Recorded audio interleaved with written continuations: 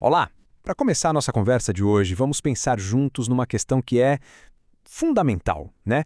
Como é que uma sociedade consegue garantir que a justiça chegue para todo mundo, e não só para quem tem dinheiro para pagar por ela? Pois é.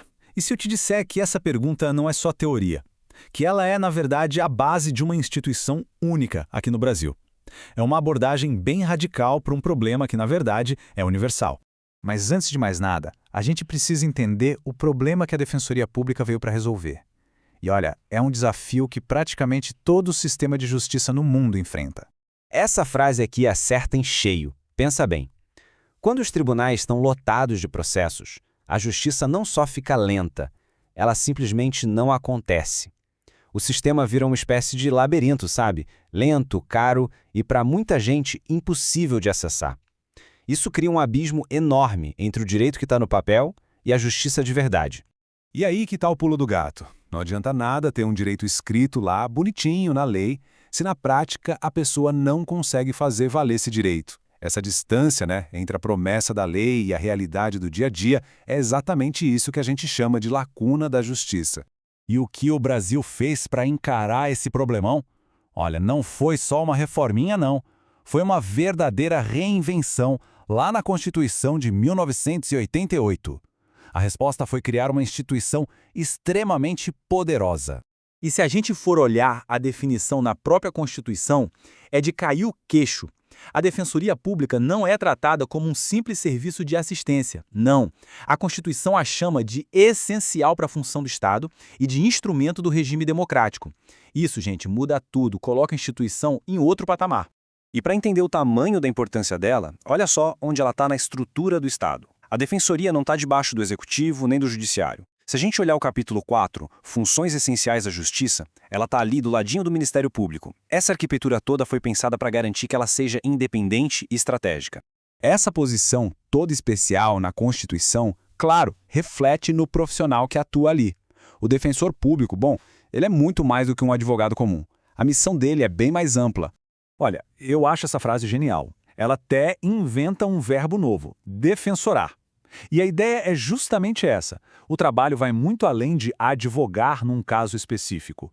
Trata-se de defender ativamente os direitos humanos e de promover uma transformação social mais ampla. E essa tabela deixa as diferenças bem nítidas, né? Enquanto um advogado particular age com base num mandato do cliente, a autoridade do defensor público vem da investidura em cargo. Ele não é escolhido por um cliente, ele chega lá por um concurso público super rigoroso. E o principal, o foco sai do interesse individual do cliente e vai para uma missão pública pela igualdade social.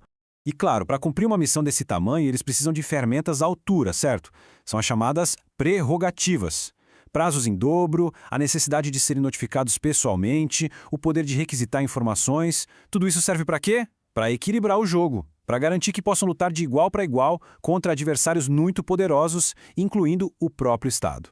Mas agora vem a parte que, na minha opinião, é a mais genial de todas. O grande diferencial da Defensoria talvez não seja o que ela faz dentro do tribunal, mas sim o que ela consegue fazer fora dele. Essa comparação com a saúde pública é perfeita, não acha? Pensa assim, um médico particular trata a doença de um paciente. Já o sistema de saúde pública atua na prevenção para evitar que a comunidade inteira adoeça. A Defensoria busca fazer exatamente isso com a Justiça, resolver os problemas na raiz, de forma coletiva, antes que eles virem um processo judicial. E essa forma de atuar, mais proativa, tem tudo a ver com uma teoria bem famosa do direito, a das 3 ondas de acesso à justiça. A Defensoria não só cobre a primeira e a segunda ondas, representando indivíduos e grupos, mas ela está na vanguarda da terceira, usar métodos extrajudiciais para resolver os problemas antes mesmo que eles precisem ir parar na justiça. E aqui estão algumas dessas ferramentas. Através da conciliação, da mediação e da negociação direta, a Defensoria busca soluções que são mais rápidas, mais baratas e, muitas vezes, mais colaborativas. O objetivo é resolver o problema de forma eficaz, sem precisar entrar na fila gigante dos tribunais. E é super importante a gente entender que a Defensoria Pública não é uma instituição estática que nasceu pronta e ficou lá. Pelo contrário, é um projeto vivo, que está sempre em evolução e, claro, enfrentando suas batalhas dentro da democracia brasileira. Essa linha do tempo mostra isso muito bem.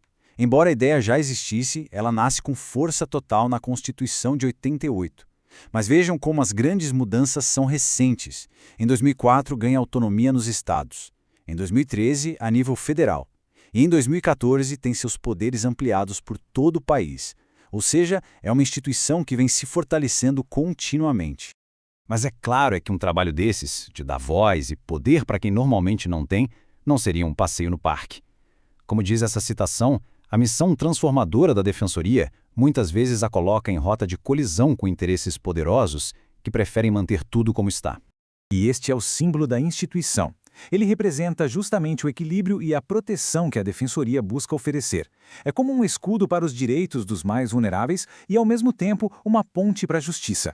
E tudo isso nos leva a uma reflexão final. O modelo brasileiro nos dá uma visão muito potente do que acontece quando o acesso à justiça é tratado como um serviço público essencial.